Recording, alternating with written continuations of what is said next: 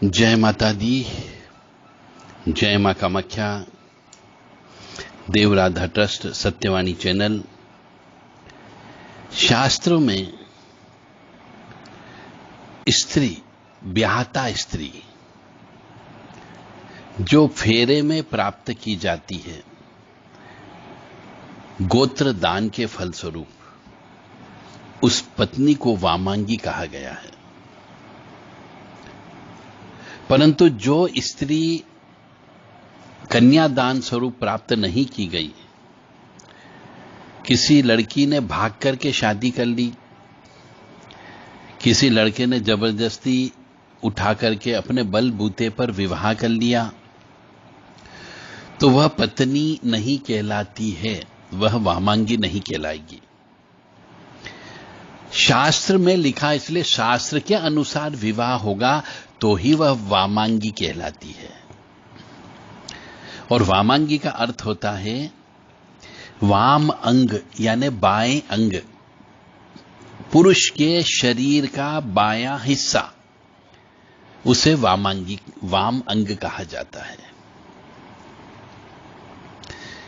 इसीलिए कहते हैं कि पुरुष का आधा हिस्सा, सीधा भाग जो होता है, right hand, left right hand वाला जो पोर्शन होता है, सीधे हाथ वाला भाग होता है, वह पुरुषत्व कहकर आता है। और जो वाम अंग वाला होता है, बायां अंग का जो होता है, वह स्त्री का भाग माना जाता है। हस्तरेखा भी देखते हैं तो सीधे हाथ से पुरुष को देखा जाता है और स्त्रियों का उल्टा हाथ देखा जाता है। इसका कहते हैं, शास्त्र में लिखा हुआ है कि भगवान शिव के बाएं अंग से स्त्री की उत्पत्ति हुई है। अब आप कहेंगे स्त्री कहां से आई, इसीलिए हमने ये बता दिया आपको कि भगवान शिव के बाएं अंग से स्त्री की उत्पत्ति हुई है। इसीलिए कहीं कहीं जगह अर्धनारीश्वर भी शिव जी को बोला जाता है। यही कारण की वजह से शास्त्रों में स्त्री को पुरुष की वामांगी कहा गया है। अब वामांगी का मतलब स्त्री को चाहिए कि वह इस बात का ध्यान रखे। तो मेरी जितनी भी माताएं बहनें हैं जो विवाहिता हैं, विवाह हो चुका है और पति के साथ रहती है, उनके लिए मैं नियम बता रहा हूं कि जो स्त्री वामांगी है उसे सोते समय हमेशा पति के बाएं अंग में सोना चाहिए। अब बाएं अंग का मतलब हो गया उल्टे हाथ तरफ सोना चाहिए। कभी भी सुहागन स्त्री को पति के सीधे हाथ तरफ नहीं सोना चाहिए, वाम अंग में सोना चाहिए। सभा में जब भी बैठे तो वह भी वाम अंग में ही बैठना चाहिए, उल्टे हाथ तरफ ही बैठना चाहिए सभा में, दरबार में। और जब सिंदूर दान देते हैं उस वक्त भी वाम अंग में बैठना चाहिए। और जब द्विरागमन होता है, आशीर्वाद देते समय, ग्रहण करते समय और भोजन के समय स्त्री को पति के बाईं अंग की ओर बैठना चाहिए। इससे शुभ फल की प्राप्ति होती है। मतलब अब स्त्री का कर्तव्य क्या होता है कि वह ध्यान रखे कि उसे पुरुष के साथ में उल्टे हाथ तरफ कब कब रहना है। ये 4-5 आइटम बताए गए हैं, उस समय पे ही रहना है। यानी कि जो वर्तमान में कर्म करना है इस जीवन को जीने के लिए, सोना है तो इससे भौतिकवादी वर्ग, यहां का वर्तमान अवस्था का कर्म करना है, पुरुष के साथ सोकर के तो बाएं अंग में सोना चाहिए। सभा में बैठी है तो उसका अस्तित्व पुरुष से है, इसलिए पुरुष के बाएं अंग में बैठना चाहिए। सिंदूर दान करते समय द्विरागमन के समय, आशीर्वाद ग्रहण करते समय और भोजन करते समय स्त्री पति के बाईं अंग की ओर बैठना और रहना चाहिए। और कुछ काम ऐसे भी हैं, यानी कि सीधी सीधी बात यह है कि जो कर्म सांसारिक कर्म है, यहां आने के बाद, विवाह होने के बाद करना ही करना है, मजबूरी है। पति के साथ सोना ही पड़ेगा, तभी बच्चे पैदा होंगे, वंश वृद्धि होगी। सभा में भी मान सम्मान पति की वजह से मिलता है कई स्त्रियों को। आशीर्वाद लेते समय भी पहले पति को आशीर्वाद मिलता है, फिर स्त्री को मिलता है। भोजन में भी यही नियम बनाया गया है। तो जो कर्म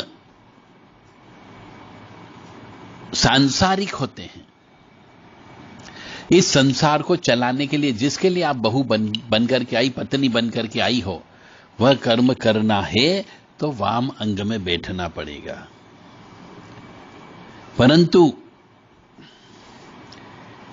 जो भौतिक सांसारिक कर्म के अलावा स्त्री कर्म प्रधान जो होते हैं, उसमें दाएं अंग में बैठना चाहिए।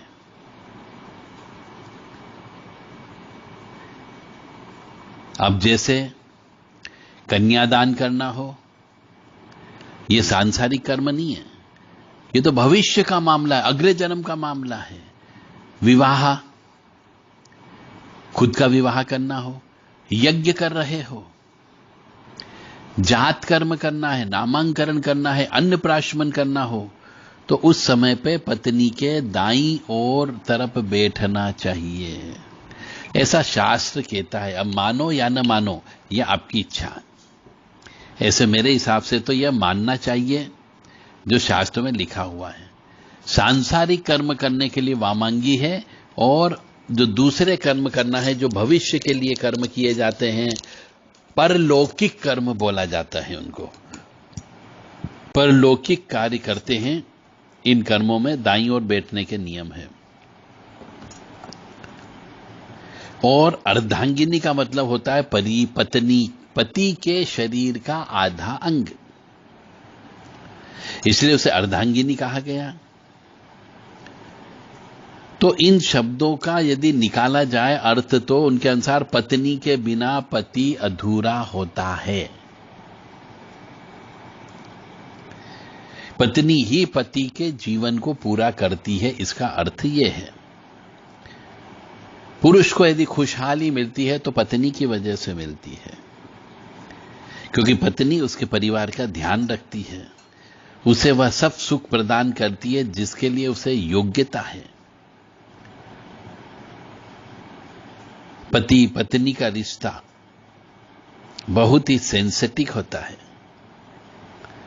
और यही आपसी प्यार और समझ का कारण भी बनता है। पति पत्नी के रिश्ते को हिंदू सनातन धर्म में बहुत अहमियत दी गई है, बहुत महत्वपूर्ण है। पति पत्नी के रिश्तों के बारे में बहुत से शास्त्रों में भी कहा गया है।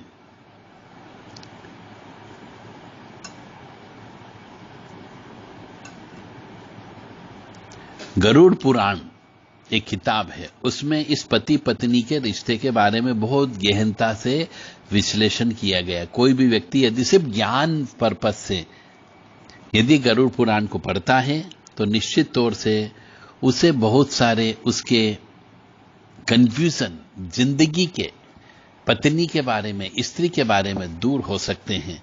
आत्मा के बारे में उसके बहुत से प्रश्न, उनका उत्तर मिल सकता है। और गरुड़ पुराण घर में पढ़ा जा सकता है।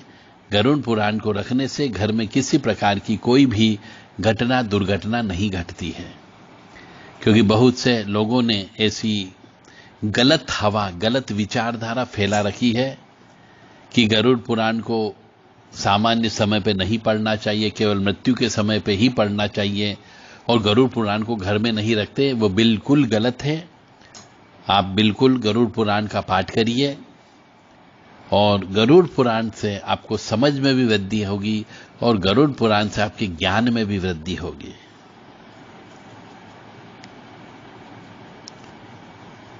गरुड़ पुराण में स्त्री को क्या दिशा निर्देश है, इस बारे में भी काफी गहनता से और संयम से बताया गया है। जय माता दी, जय मां कामाख्या।